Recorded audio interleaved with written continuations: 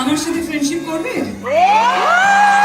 দর্শকদের দীর্ঘ অপেক্ষার অবসান ঘটিয়ে 10 বছর পর আবারও একসঙ্গে এক মঞ্চে হাজির হলেন ওপার বাংলার জনপ্রিয় জুটি দেব ও শুভশ্রী। আর এই ঐতিহাসিক পুনর্মিলনের সাক্ষী হল ধূমকেতু ট্রেলার লঞ্চ ইভেন্ট। নজরুল মঞ্চে ঘটে গেল এই ম্যাজিক্যাল মোমেন্ট।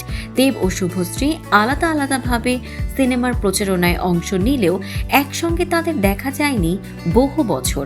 তাই আজ যখন নজরুল মঞ্চে তারা একসঙ্গে উপস্থিত হলেন তখন সেটি হয়ে ওঠে এক আবেগঘন মোমেন্ট।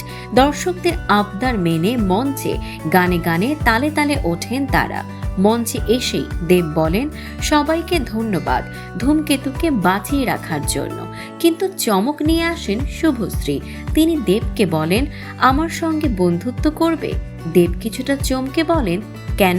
শুভশ্রী মুচকি হেসে বলেন, এমনি। এই সংলাপই ফিরিয়ে আনলো বহু বছর আগের চ্যালেঞ্জ সিনেমার সেই জাদুকরী দৃশ্য। এরপর উপস্থাপক রোহান জিজ্ঞেস করেন, সামাজিক মাধ্যমে কে কাকে ব্লক করেছিল? শুভশ্রী বলেন, আমি করিনি। আর দেব লজ্জায় মুখ লুকান। এরপর তারা পরস্পরকে সোশ্যাল মিডিয়ায় আবারও ফলো করেন। সবশেষে শুভশ্রী এগিয়ে গিয়ে সেলফি তোলেন দেবের সঙ্গে। একসময় তাদের প্রেম ছিল ওপার বাংলার হট টপিক। বিচ্ছেদের পরেও ভক্তরা আশায় ছিলেন একদিন হয়তো আবারও তাদের একসঙ্গে দেখা যাবে। আজ সেই আশা সত্যি হলো। কৌশিক গাঙ্গুলি পরিচালিত ধূমকেতু মুক্তি পাচ্ছে 14 আগস্ট। এটা শুধু সিনেমা নয়, ভক্তদের কাছে এক নস্টালজিক জার্নি।